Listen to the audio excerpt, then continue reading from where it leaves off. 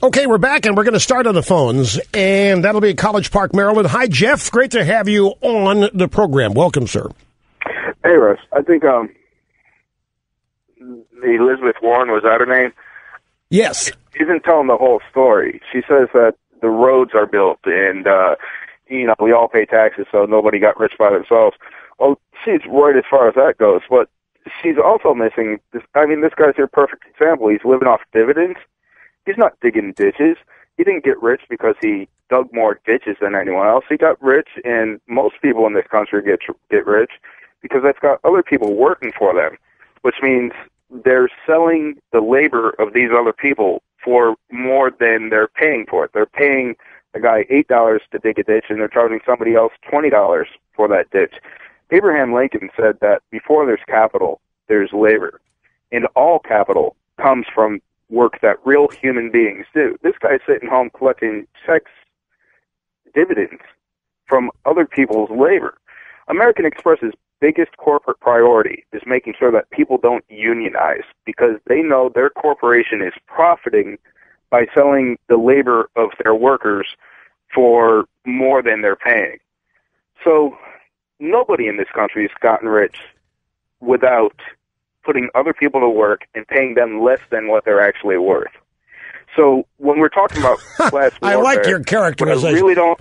Wait a second now. I like your characterization. Paying them less than they're actually worth. Most people in this country got rich because of capitalism. Right, and all capitalism comes from labor. I guess what I don't understand is that when we're talking about class warfare, and people have worked all their lives and paid for their Social Security and they've paid for their Medicare. It's not class warfare when people talk about taking that away from them, increasing eligibility age or, eliminating the cost of living adjustment, even though Social Security's return is only 2.5%. It's not class warfare when we're taking money out of the pockets of people that need it, millions of people. But it is class warfare when we ask rich people in this country that have gotten the money that they have by selling other people's labor for more than what they're paying for it. That is class warfare. I mean, explain. But Obama is the one talking about taking away Medicare. Obama is the one who actually is cutting Medicare. And you support him. As far as that goes, you'd love to take away entitlements. You think entitlements are welfare, that people that paid for it don't deserve it for some reason. Well, but there are a lot of holes in what you're saying, because you're making some equal assumptions about circumstances where there are a lot of variables, and there is and no two situations are the same. So this is the problem that you socialists have. Or that you Marxists have. You cannot calculate the dynamism.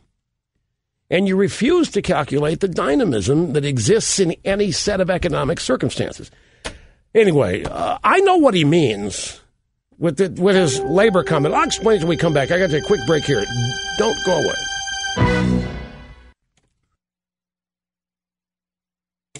Okay, we are back. This guy, our last caller, ladies and gentlemen, was reading from there was the fringe left-wing website, the Daily Cause. I don't know how I've never known how you pronounce this. Produced an email circulated back in 2009 that is from Abraham Lincoln talking about slavery versus labor versus slavery. And what they've done is take this thing out of context, and they've urged every one of their readers to print this thing out, send it to as many people as they know, and if they can, get on radio talk shows and read it. And it's from January 29, 2009. Abe Lincoln, pro-labor, send this to your Republican friends. That's the link to it from the Daily Cause. And they have to take Lincoln out of context. Labor versus slavery. This Lincoln was talking about the immorality of slave labor, which cost nothing. You didn't pay them anything other than their room and board. That was pure and simple. But if you apply this to the real world today, it breaks down. Here's a great example. This guy believes that, I'll use myself here as an example, that I am getting rich, and I'm not admitting that, by the way, that I am getting rich by paying the people who work for me less than what they are worth, not what they deserve, less than what they're worth, and getting rich off of it. Therefore, I am screwing the people who work for me. Now, let's use Mr. Snerdley as an example. These people would believe that Snerdley is worth far more than no matter what I'm paying him, and they have no clue, but that Snerdley is worth far more than I am getting rich on Snerdley's back because I'm not paying him anywhere near what he is worth. The belief is that labor comes before anything else. So the answer to it is, Mr. Snerdley, let's look at him specifically. Could Mr. Snerdley make more money screening calls for himself? Could the United Auto Worker make more money building cars for himself? Could you, wherever you work, could you make more money doing what you do for yourself? If you think so, go for it. There's nothing wrong with it. Give it a shot. The cost of labor in any business is not calculated on value or worth, except in some circuit. Every situation is different. Every hire is different, except for a union hire. They are all the same. That's why I've never wanted to be a member of a union or a trade union, a labor union. They don't explain the phenomenon of genius. They say it's irrelevant. They say that the genius has been used to trick other people. They say the genius has been used to exploit other people. The genius is not a factor in their achievement. Genius is making them smarter than everybody else so they're able to exploit their workers. It's right out of Marx. It's once you understand, just like Elizabeth Warren, I've always said, folks, if you just understand these liberals, if you understand them, all of this makes sense. And if you understand that they lie and make things up, if you understand what it is that animates them, then everything makes sense. You'll never, ever vote for one. You would never even consider it. No matter how bad anybody else is, you would never, ever vote for a liberal. Properly informed and properly educated. So the whole point here is, let's talk about labor, cost, so forth and so on. In every company, large and small, there are people who do work. There are people who have jobs more important than other people. Therefore, there is work that is more valuable than other work. This is the first thing that ticks the left off. They don't like that division. They don't like the classifications. They don't like the fact that somebody is more important than somebody else. That's really at the root of it. That's unfair. That's discriminatory. That's mean. What have you? It leads to people not having same advantages as other people. And liberals never believe that difference in value or worth is born of reality. It's always born of favoritism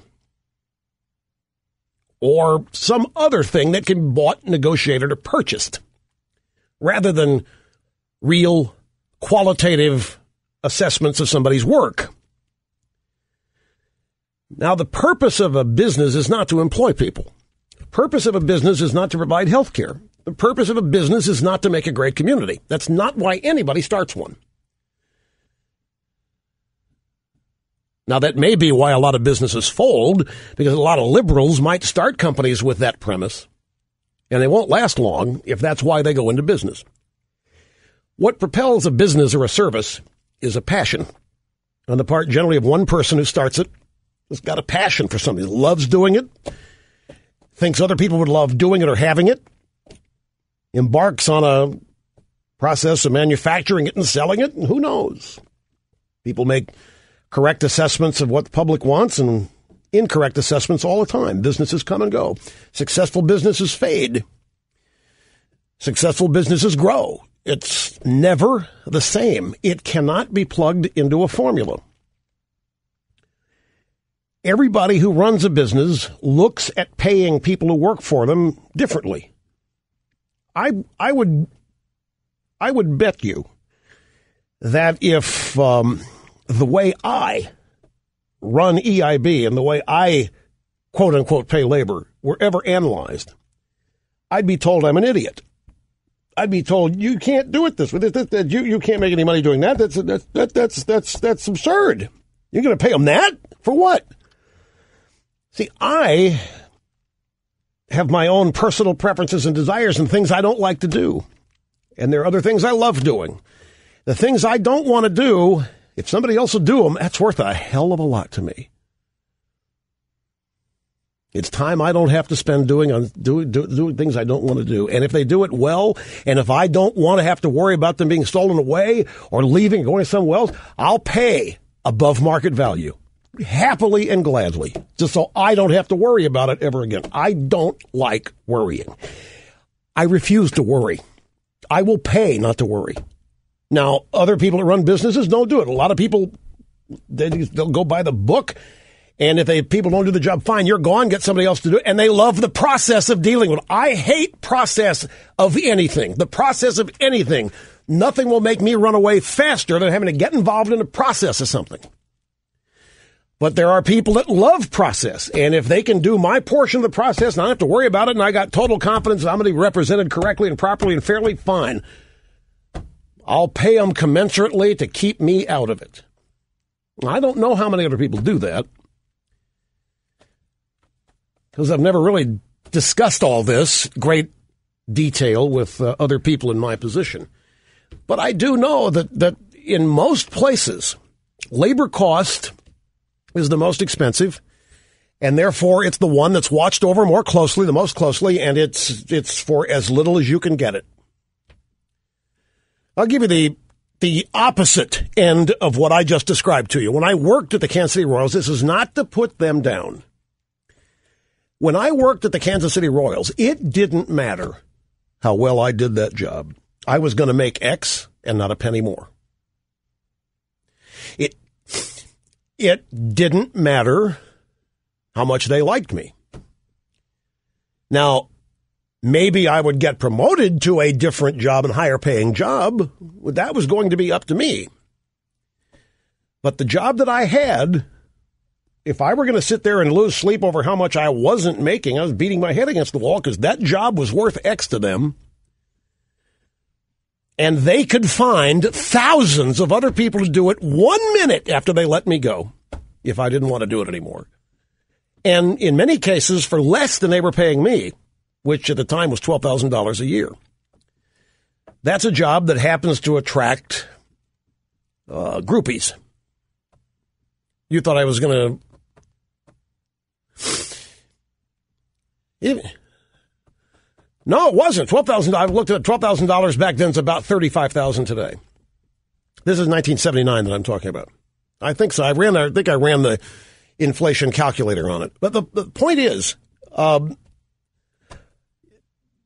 they were just, okay, this job is worth X, and we don't have to pay anymore for this job, and we're not going to pay on anything other than what this job costs. Now, this guy that just called me, that's the kind of situation where he would say they were exploiting me because they were not paying me for my labor what it was actually worth to them. They were getting far more out of me